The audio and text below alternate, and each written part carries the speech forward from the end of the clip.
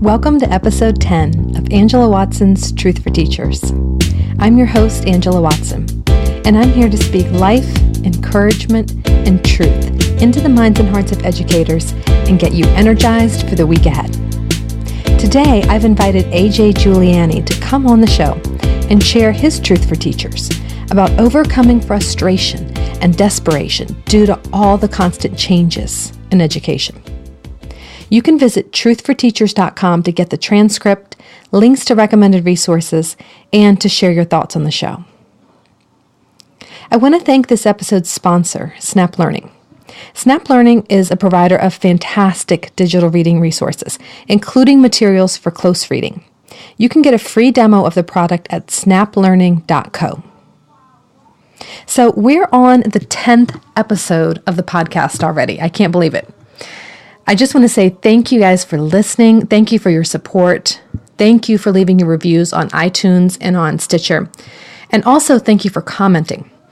I want you to feel like you can participate in the conversations here. It's not just me talking, but it's actually a dialogue. Every podcast episode has a blog post. So if you go to truthforteachers.com, you'll see them. And you can share your thoughts or experiences or your questions right there in the comment section. I read and respond to every single comment, and I would love to hear from you and get your feedback. Specifically, I'd like to hear your thoughts on the podcast so far. Anything that you want to share with me. Is it too short? Is it too long? Is it too formal, too informal? Are there any topics you want to see me discuss in the future? Let me know what I can do to make this podcast a really helpful resource for you. So today's episode is going to be a little different. Up to this point with the podcast, it's only been me sharing my truth. And I thought that was important for the first 6 weeks or so, just to establish the tone of the show and help you get to know me and really get a feel for what Truth for Teachers is all about. But what I'd like to do now is introduce one guest a month. So every fourth week, the show is going to be someone else sharing their truth. And I've selected various friends of mine who have inspired and encouraged me over the years. And I've invited them to come on the show so that they can inspire and encourage you too. I didn't want to do an interview. And that might change later on. I'm not going to make any final commitments there. But for now, what you'll be hearing is not going to be a back and forth conversation or get to know you kind of questions. I'm asking my guests to record themselves sharing their truth, just like I record myself. It's going to be between 6 to 8 minutes probably of them just speaking directly to you, just speaking to you straight from their hearts, just like I do. No interruptions, no small talk, just inspiring, encouraging words. And I thought a great first guest for the podcast would be my friend Juliani. AJ is one of those guys that just really gets it. He has a really timely message for you today about avoiding frustration and overcoming all these different changes that are happening right now in education. So I'll let AJ take over from here, and then I'll come on at the end of the show to wrap up. Hi, I'm Juliani. I'm an education and technology innovation specialist right outside of Philadelphia in Pennsylvania. I'm a former middle school and high school language arts teacher. And I've written a few books, Inquiry and Innovation in the Classroom, The Teacher's Guide to Tutoring, and Learning by Choice. I am someone who really continually tries to push forward in education and wants to be an optimist, right? I want to look on the bright side of things. But this Truth for Teachers is really about those feelings of desperation and frustration that many of us, including myself, have had in and out of the classroom. You know, I asked the question, imagine if you've been teaching for 15 years. And in those 15 years, you've grown as a professional. You've learned new technologies, shifted with standards, had new initiative after new initiative started in your school, and seen the way that you've been evaluated move from observations to data, back to observations and data. And in those 15 years, you've had 6 principals, 4 superintendents, 3 directors of curriculum, many special education leaders. You've seen some of your best friends and teachers leave the classroom. Some have gone on to administrative roles, Some have left the school altogether, and some are completely gone. The curriculum has been turned inside and out 4 times, and you're starting your 5th revision, complete with a new shift to core standards. The schedule has changed 3 times. You're required to have common unit-based assessments. You're part of this school data team to look at all this stuff and try to make sense of it. And everyone's excited because students are now able to bring devices to school, or maybe your school is giving them devices or thinking about it. And you're kind of worried because this is going to change everything again, and it's not going to be easier. And to make matters worse, you're just exhausted. Not so much by the students, although they have changed in 15 years. Not by the parents, who have definitely changed in the past 15 years. But mostly by managing all of this change and picking yourself up every day. Believing you're doing good work with good people for the right reasons. When I asked teachers and school leaders what they were struggling with a few months ago, this is the compilation of their story. The 2 words used most in email responses to my question were frustrated and desperate. In the wake of a new year, I wrote about how pumped I am for education moving forward. But I can't help notice the size of desperation and frustration inside many of our classrooms. Most of us got into education because we want to make a difference, right? We want to make the difference in the lives of our students. Education is the bridge to so many opportunities, and we know how many avenues it can open up, and how hard it is for some students to overcome personal circumstances without the help of teachers who care and make a difference.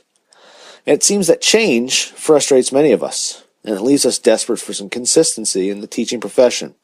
I wouldn't argue that point. Yet change, like anything else, is not all bad and it's not all good. It's kind of a mixed bag. What is true is that change is constant, and it's also getting exponentially quicker. This is not only in education, but in many fields of work. It took a while for the change and speed to pick up in the classroom, but it's always been there, and now it's moving faster. So how do we handle this, right? How do we keep the frustration and desperation from boiling over and hurting our progress? Well, I think we can start with these 3 guiding beliefs. And these are the 3 truths that I have for teachers. Number 1, change is constant. Let's focus on how we manage it. Maya Angelou said, if you don't like something, change it. And if you can't change it, change your attitude.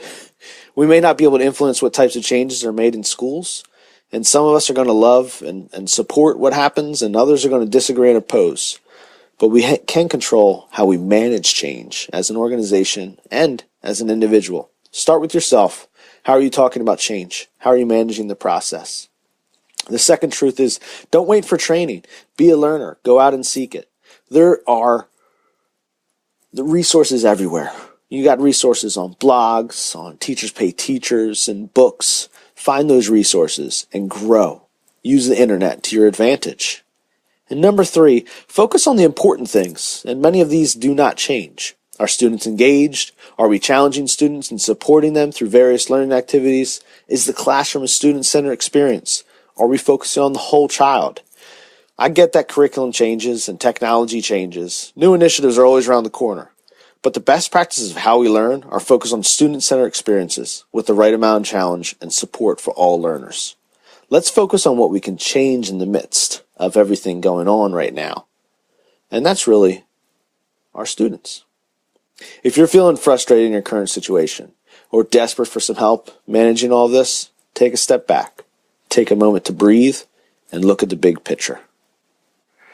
Oftentimes, what we forget is that frustration and desperation lead to innovation. I found this true when I did the 20% project with my students in my classroom. I was frustrated that all they cared about was grades. And I searched and searched online for different opportunities until I stumbled upon that Google did this 20% project where they gave their employees time to work on whatever they're passionate about. When I did that with students in my class, it revived their education experience and it revived my teaching career. So even though you may feel frustrated, and even though you may feel desperate, and even though that desperation and frustration comes out of really good reasons, think about the big picture. Think about your students and how we can manage all of this and make the best learning experience for them, regardless of the situation that we're currently in. That's my truth for teachers. If you want to learn more about me, head over to my blog at ajjuliani.com. I'd love to have you join in on the conversation we're having over there about teaching different and doing what's best for kids. Thanks. AJ, you are incredible. Thank you so much for sharing that. I love that. 3 guiding beliefs to help navigate change. 1, change is constant, so we have to focus on how we manage it. 2, don't wait for training. Be a leader, be a learner, and go out and seek it. And 3, focus on the important things. And many of them don't change. And I'm so grateful to you for sharing that message of focusing on the kids. I don't think there's enough people saying that right now in education. So thank you as a leader and as an innovator and as a real influencer in education for standing up for teachers and kids and sharing that with us today. If you, as a listener, like what you heard, I have good news for you. AJ is going to be launching his own podcast soon. He's actually going to be launching 2. But one of them is called Classroom Questions. And it's going to be a short podcast that he and John Spencer are going to be producing 5 days a week. So if you've been wanting more education podcasts in your life, definitely head over to ajjuliani.com and check that out. I have so much respect for he and John. They both just have a lot of wisdom to share. And they're just down to earth and just really funny guys too. So I know this is going to be an awesome podcast, and I can't wait to hear Classroom Questions. So definitely check that out. So I hope you've enjoyed this first guest-centered episode. Thanks again for listening, and have a fantastic week. You can do this. And remember, it's not going to be easy. It's going to be worth it.